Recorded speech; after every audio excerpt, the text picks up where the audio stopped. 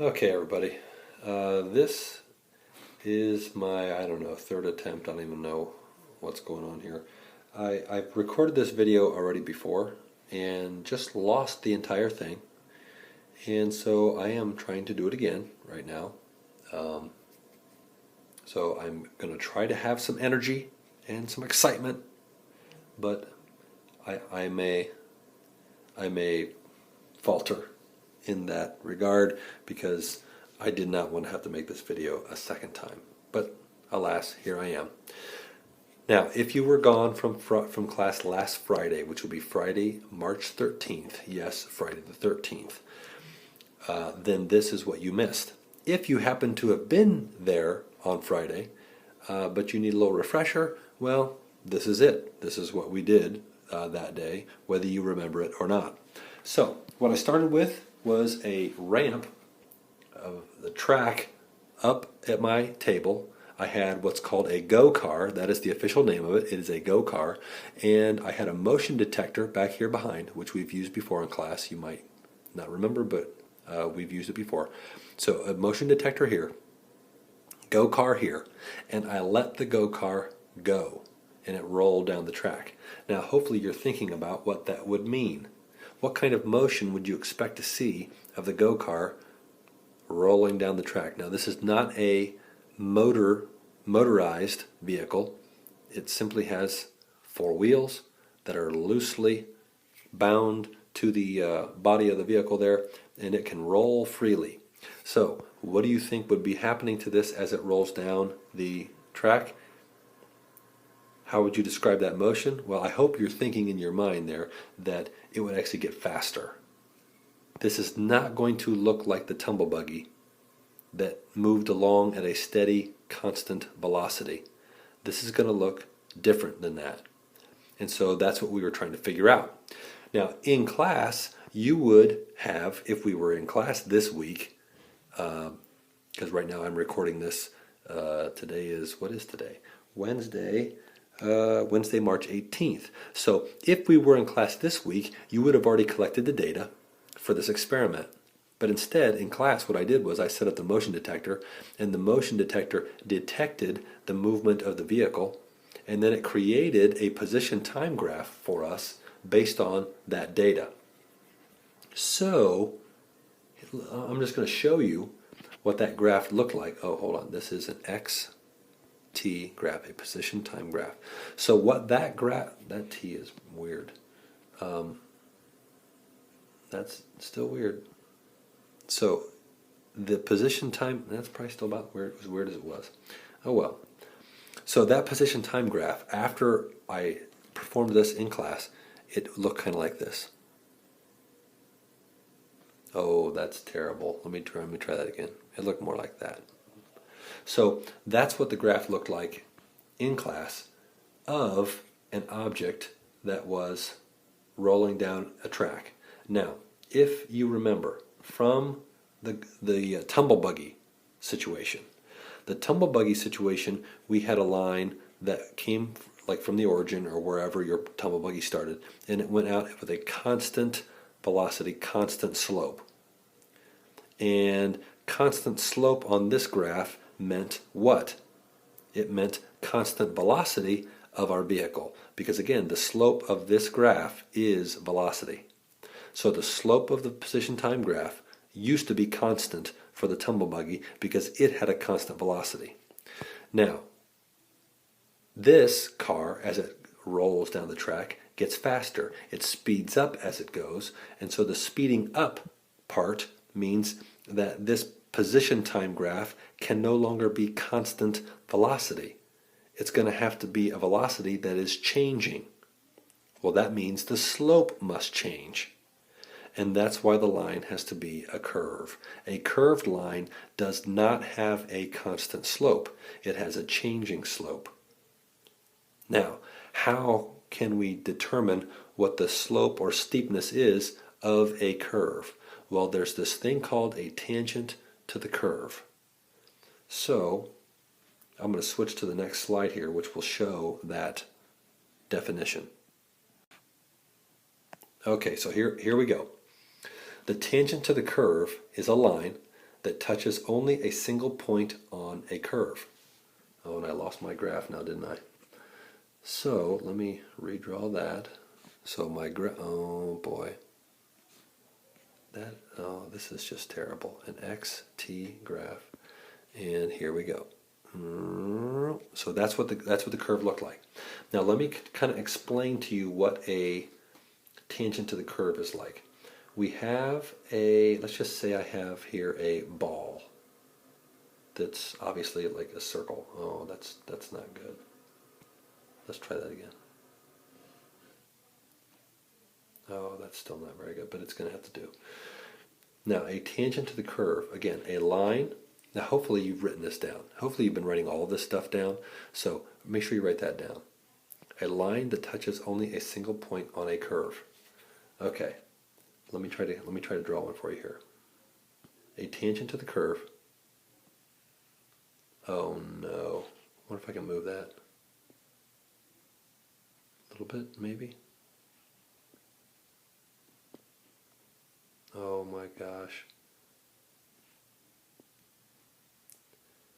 It's not cooperating. Okay, that's going to have to be good enough.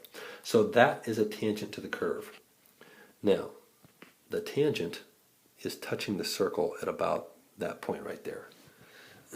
Now, I might ask the question, hey, how steep is the circle at that point? In other words, if you were standing on top of that circle, if it was big enough that you were standing on top of it, I might ask, hey, how steep is that? And hopefully you're looking at that line and thinking, well, that's not very steep. That's like horizontal. That's like the floor, which is level, which is not steep at all. We don't like floors to be steep.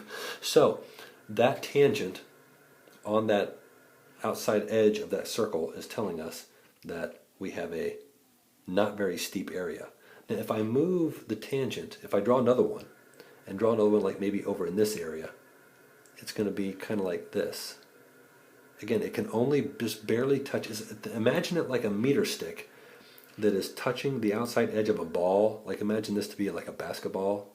In class I used the globe, my globe over in the corner. So that tangent to the curve is touching that point on the outside edge of the circle. And as you notice, that now has some steepness. I mean, it's got some decent steepness there. If that was a floor and you were on it, that would be tough. You'd probably be sliding off. So that is a tangent at that point that I marked out. Now, what if I want to see a tangent even over here further on this circle, like out over here? Well, that's going to be even steeper. It has to be something like that here. So if I draw that in, maybe, something like that.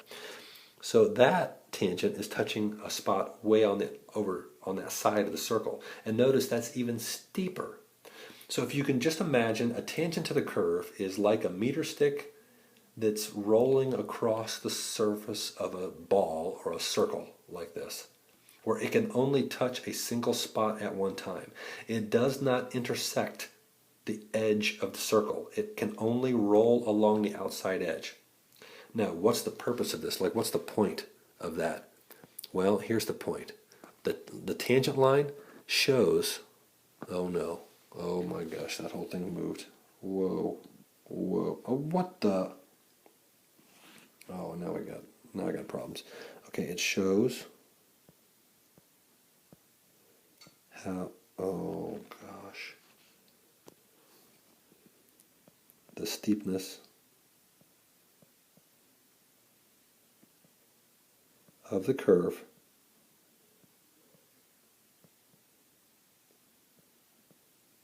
at that point.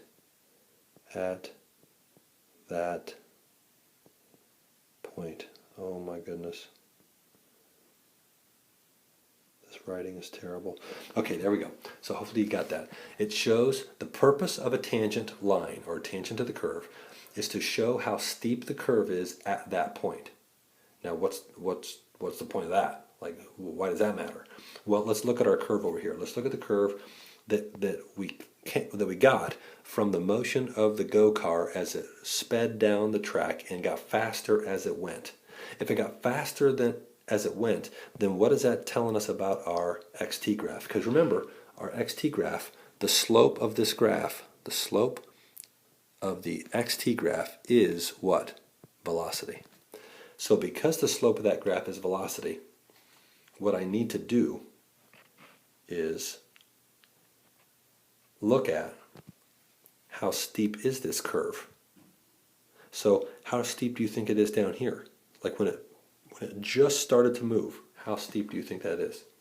Well, I'm going to draw a tangent here, and I'm going to say, oh gosh, I'm going to draw a tangent here and say, oh, that's pretty good. That's not very steep at all. That's like 0, which means how fast was the car going when it started? 0. It wasn't moving. It wasn't moving at all. And so that would be a tangent to the curve like here. What if I want to look at a tangent like maybe over here? It might look like that. Well, that's definitely steeper. That means it's moving. That means it has a velocity. Now, what if I look at a tangent like out here? Oh, that's a bad one. No, that's a bad one too. Oh my gosh. That's pretty good. It's close. I wonder if I can move it. Oh, all of them move. How about that? Something like that. So that last one I just drew, that's out here, who knows how long into this motion. That's even steeper. So what are these lines telling us? Again, imagine a meter stick that's rolling along the surface of a ball here, and it's telling us that curve is getting steeper and steeper at each point as we look across the curve, the further out we go as time goes on. So that is different than what we were seeing with the tumble buggy. Tumble buggy, constant slope. Go car, we have a slope that is increasing, which means the velocity is increasing. Hopefully that makes sense. Now, let me get this thing out of the way. I don't know if I can or not. Oh gosh, no, apparently not. I'm going to go to another slide. How about that?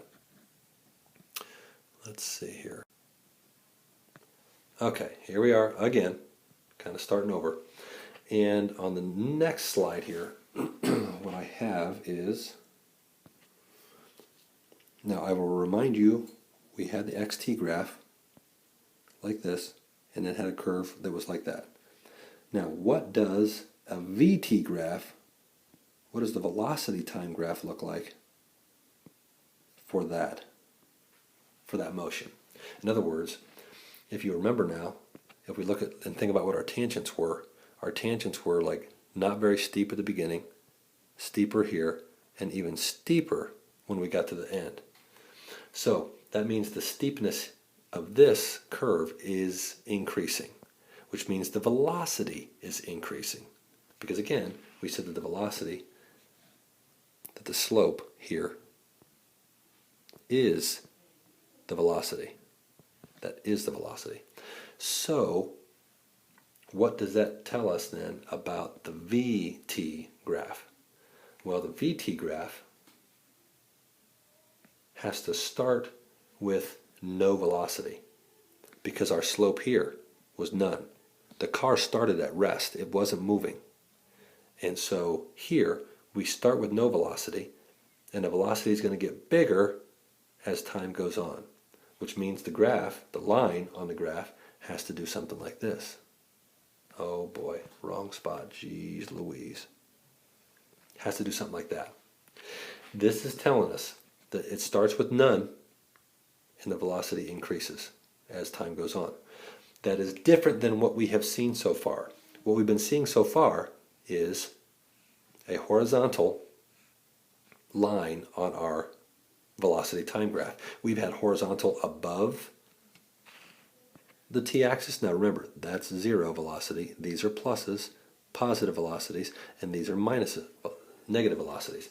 So what we have been seeing is horizontal lines, meaning constant velocity, that's positive. We have seen constant velocity, that is negative. And we have seen constant velocity, that is actually 0. What we have not seen is a velocity that's changing, which is now we're seeing for the first time with the go car. So velocity that's changing, that is what we're seeing now. Now hang with me here, because how do you find the slope of this VT graph? Well, if you remember how we used to do this, you would find a point here and maybe a point here, and then we would kind of project that over like this. Oh boy, dotted lines are tough on this. And then we would project that down like this. And you would have a rise here, and you would have a run here. And so we would calculate the slope. Now let me ask you something here. On this graph, the rise is a change of what? Velocity. The velocity went from this small value here to a bigger value. Well, we have a symbol for change. Do you remember we have a symbol that means change in physics and math, actually? Oh my gosh, it's doing it again. Whoa, this is weird. So it is delta. Do you remember delta? Change in, and that's V, delta V, change in velocity. All right. Now, change in velocity is the rise. That means the run part here is how much the time changed, which is a delta, or change in t. Yeah? So we have a delta v and a delta t. And we know that slope is rise over run. So if it's rise over run, then it is delta v. Let's see, delta v over delta t. Now, that has a name in physics. We call that something. Just like on this graph, on the xt graph, remember, rise over run here was the change in position over the change in time. So that is what we called velocity. Change in position, delta x over delta t. That was what we call velocity. Now we're seeing on this new graph, on the velocity time graph, we have a delta v, or change in velocity over time. That has a very specific name in physics, and that is called, hopefully you're thinking about it. Think for a second of what you think that might be called. When velocity changes, what do we call that? That is called acceleration. Acceleration. So hopefully maybe that was a word that was coming to your mind, maybe not, I don't know. But regardless, it is acceleration. I hope you're writing all this stuff down. And it is. Maybe you should write the words out so you don't misunderstand what this means. It is change in velocity over the change, oh boy, the change in time. Change in velocity over the change in time. That, by definition, is what acceleration is. Do not use the term deceleration. There's no such thing. It is acceleration. It doesn't matter if you're speeding up or slowing down, or even changing directions. All those things are considered acceleration, but deceleration is not an actual word. If, in terms of physics, it's not a physics term. If you have a change in velocity, you have an acceleration. Bottom line. If that changed, the velocity changed, you have an acceleration, which means if we have a slope on this line, then we have an acceleration. We haven't seen that yet. Remember, all of our VT graphs were horizontal. Horizontal above the t-axis, horizontal on the t-axis, and horizontal below the t-axis. They were constant. Constant negative, constant at zero, and constant positive. Those were the kinds of velocities that we had. Now we have, and we see a changing velocity. That means acceleration. Now there's one last thing we have to get to here, and it is the motion map.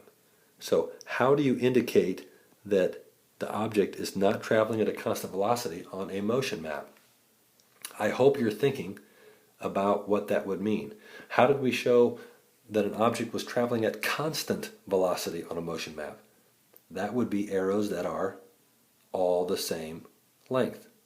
Well, if we're not traveling at a constant velocity, then our arrows should what? The length should change. Now, what should happen to the length? I hope you're thinking about that and thinking that, well, the first one would be very short because it's not going very fast, and then a second later, it's going a little faster, and then a little bit later, it's going even faster, and then a little bit later, it's going even faster. So, hopefully that makes sense to you, that if the object is getting faster, then we would show it with increasing arrow length. Now, if it's getting slower, what do you think would happen? Well, the arrow length would get shorter. Hopefully you're thinking that way. Now there's one other thing we have to add to our motion map now. We have to add A, which stands for acceleration. We have to tell people that look at our motion map what direction the acceleration is. Now I'm going to write something else on here. The slope on the VT graph.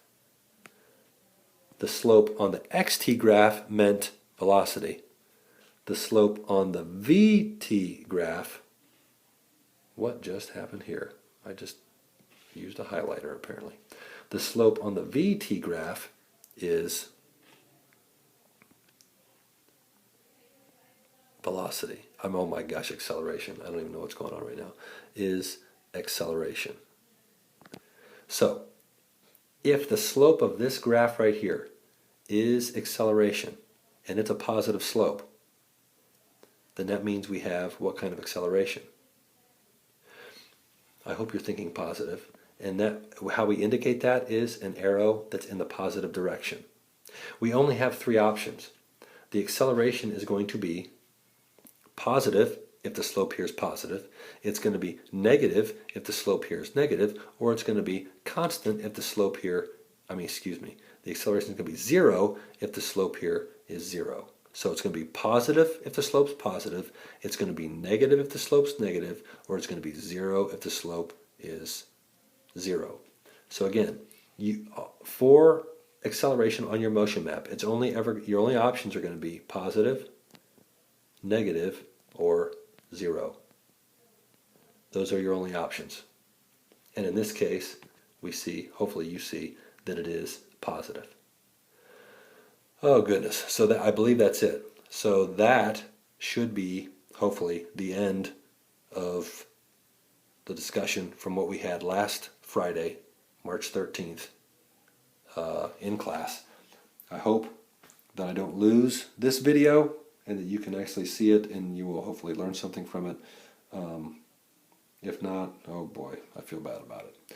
So anyway, until we meet again, or until you see another video from me, signing off. We'll talk to you later.